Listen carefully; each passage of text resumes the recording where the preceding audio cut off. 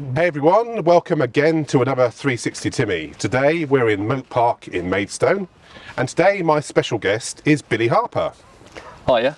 Hi Billy, thanks for joining us. Pleasure, thanks for having me on. Absolutely. So Billy is a health and wellness entrepreneur, and we're going to talk about his life journey from traditional work through to running his own business.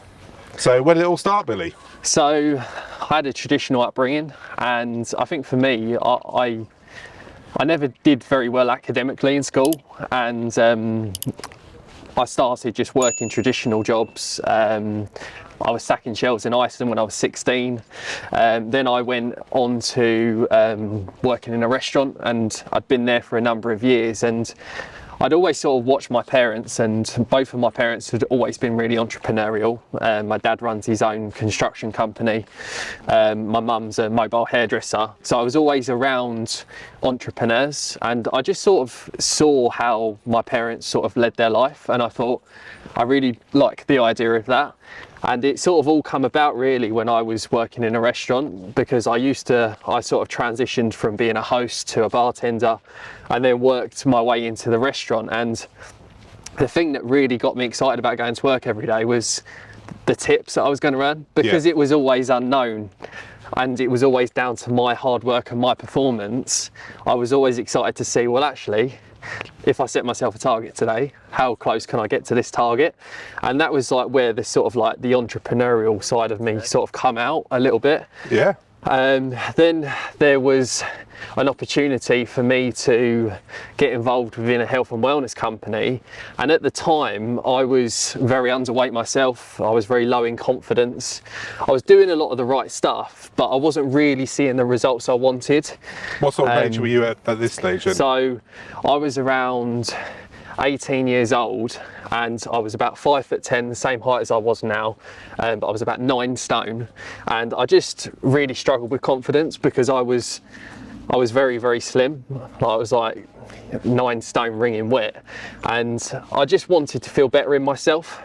I was working a lot of hours at the time. I was doing like meal prepping every day, but the problem was when I had downtime, I didn't want to spend it doing meal prepping. So I was looking for a way where I could really just optimize my life a little bit more, and I come across this company. I started to get involved with it, and got on a structured plan myself.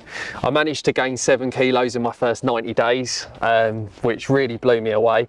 But more than that, I just started to feel better.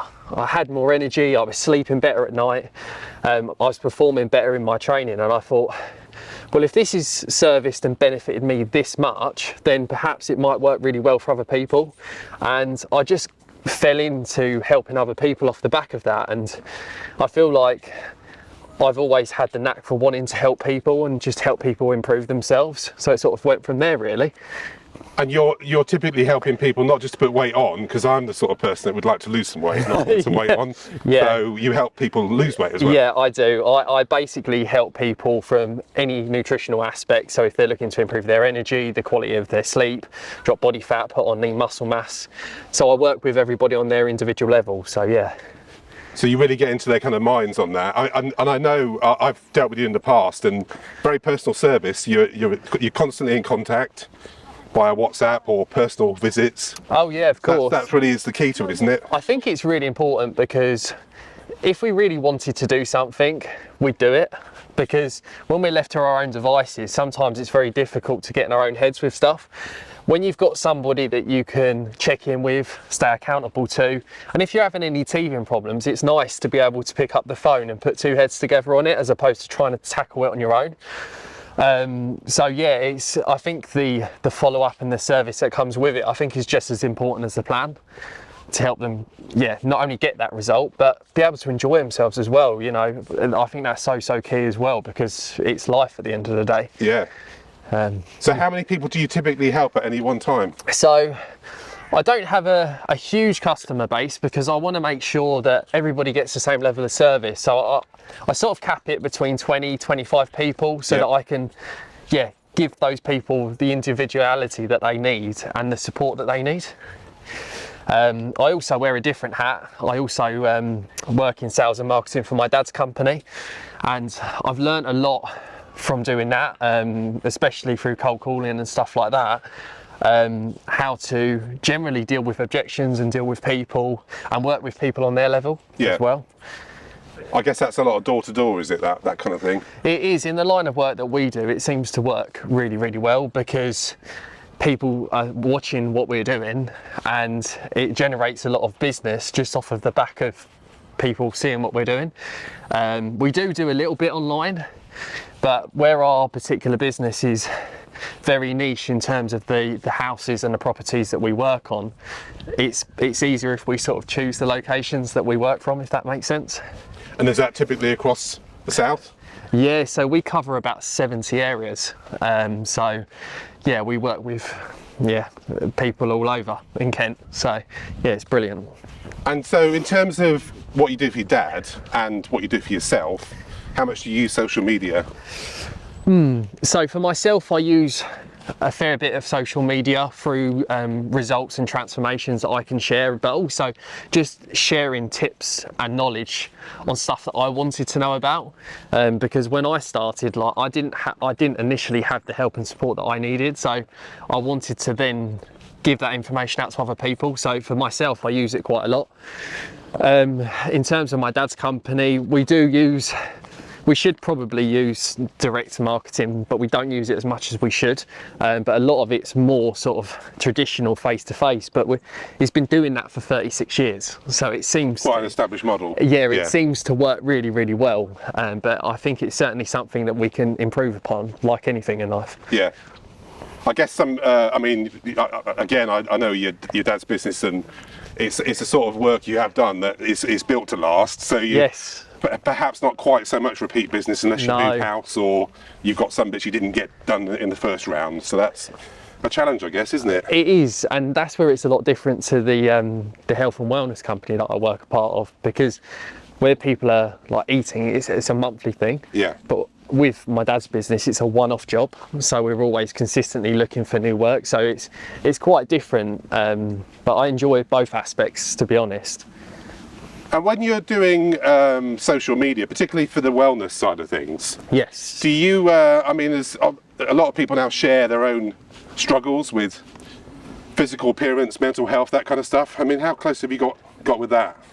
What, in terms of helping people mentally? So, yeah, but your own sharing of your own experiences on that, that kind of level. Do you know what? See, diet is such an incredible thing, and people don't really pay too much attention to it, but if they did, it would change the course of their life. And what I mean by that is all the foods we eat or don't eat affect the way that we feel. The way we feel affects our actions, and our actions affect our outcomes, which is ultimately our life. Yeah. And health actually will help you improve in every area of your life. So one thing that I noticed is through working on myself every day, I was more productive in my work.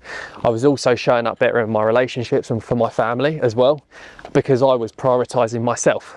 And I think that's so important that people take time to prioritize their health, prioritizing exercise, rest. There's so much that goes into it, but through you looking after yourself, your ability to look after other people is going to just be so much more. So from that point of view, I sort of like really try and help people to see it from that framework as well. And you've tried a couple of other things over the years. So I think, was it about a year ago, you tried a completely different business strain and you thought you'd give it a go? Broadband, was it? Yeah, so I looked at a different type of sales, and for me, a big thing when it comes to work is, what am I coming in the process of doing this particular role?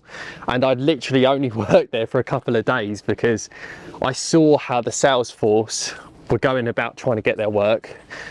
They didn't have any morals or ethics, and I didn't like that. And I thought, well, if I surround myself with these types of people on a daily basis and try and push sales the way that they want me to, then ultimately I'm gonna become like that outside of work as well as inside of work. Yeah. And I was looking at the bigger picture, and yeah, it wasn't what I wanted to do in the end. But I feel like you have to try different things to see what's out there. Yeah, I think that was very brave of you, that. And I think also, obviously being an entrepreneur, there is a hunger for sales, but as you say, if the morals aren't right, then it's always about what you're becoming in the process of what you're doing. Yeah. Because ultimately that's what you'll become known for. So for me, I always try and look at it from the person's point of view of, well, how can I help improve their life, not try and take from them, if that makes sense. And if that's not at the forefront of what I'm doing, then what am I doing really? That's your sales USP, I guess, isn't it? It's almost like my moral compass. Yeah. So yeah. Have you ever considered other avenues then? So broadband was one you tried. So yeah, I like working with people, and I feel like my strength is sort of in marketing and sales generally. So to be honest, my sort of going away and trying this new job venture, if you like, and coming back, it sort of made me realise how valued I am within my dad's company.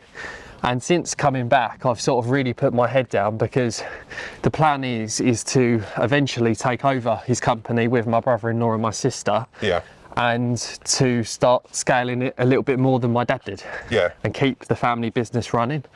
Because I realised how much he appreciates me in the company that I'm in. But sometimes you have to step away to actually realise what you're leaving behind. Do you have the freedom to suggest to him different strategies now, or do you think it's such a well-established model that your dad's quite happy with the way it... To be honest, where my dad's gone through a massive development journey himself, he's very open-minded. Yeah. And he has actually said to us, even though he hasn't personally gone on that journey himself of perhaps marketing in different ways or going down different avenues of how we could serve customers, it doesn't mean that we can't do that. So he's fully on board with what we're trying to do. So yeah, actually it's really good from that point of view, because it's not like it's... You're right. Yeah, that'd be a different video, wouldn't it? Yeah. It's not that it's his way's a highway. Yeah. It's that he's open to new suggestions, because obviously he knows that there are other companies out there that are doing things on a bigger scale than we are. Yeah. And there's obviously ways and means that they're doing that. So yeah, he's quite open-minded from that point of view. And on the kind of personal health side of the fence, I mean, nowadays, when you go to some gyms now, it's like a television studio. There's tripods and people filming themselves everywhere. You go through Instagram and there's countless people that are fitness this or they're photographing themselves. Yours is quite a slightly different proposition. You're not there necessarily doing the kind of fitness training. It's a whole wrapper, isn't it? The whole lifestyle, the whole mental state. Yeah, because I feel like they all complement each other. There isn't one thing that would just do it on its own. And you know, I've got moderation for people that are in the fitness space, because they're trying to educate at the end of the day. And if they feel that they need to, you know, show off their abs to do that, then more power to them. But yeah, I try and sort of take quite a conventional route. I do document my own progress, because I think it's important as well when you're helping other people, that you're showing them that you're in the trenches the same as they are. Yeah. Because I would never expect somebody to do something that I wasn't willing or prepared to do myself. So I think that's really, really important with whatever you're doing. Just lead by example. Yeah. I guess it's a bit of a poison chalice sometimes, social media, because you see people getting results and that might actually demotivate some people. I guess have you come across that with some of your clients? How do you tackle that? Yeah, sometimes if people are comparing, but the thing is what are they comparing to? You know, their day one might be a comparison to somebody that's been training for a decade. Yeah. So I think it's really important to not compare yourself to other people. And I know it's very difficult in the age that we're in now, because you're seeing people's highlight reels, if you like, on Instagram and Facebook of people's best times, but it's not always like that. Yeah. And I think it's sort of wrapping your head around that really, and just making sure that you're happy in what you're doing, because there's no point in comparing yourself to somebody else, because you never know what you're actually comparing yourself to. Yeah. You know, you could swap lifestyles with somebody, but it might not actually be the lifestyle that you want. It's just what you see. So I try and just get people to just focus on themselves and focus on their own journey, and just realise that they're going to have their ups, they're going to have their downs, but that's completely normal.